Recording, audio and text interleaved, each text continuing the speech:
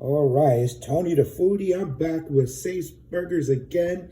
Today I got the buffalo chicken burger. Got some fries on there. Also has some coleslaw. And we're about to check it out right now.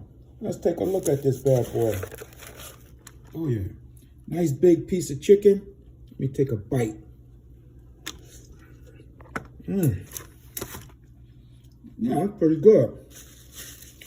Not too spicy on the sauce. Fries is nice and crispy. Oh yeah.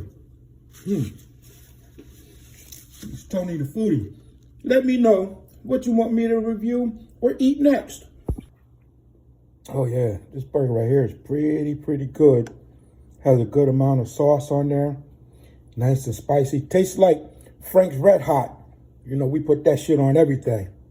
Look at this, still steaming nice and hot and juicy. Love these fries. Oh man, if you can't make a mess with the sandwich, it wasn't any good. Oh my goodness. Make sure that you like and subscribe. You want to see Tony the Foodie doing some more stuff? Let me know. Oh yeah, Say's Burger. What I can say is good to the last French fry. Make sure you check them out. Tony the Foodie.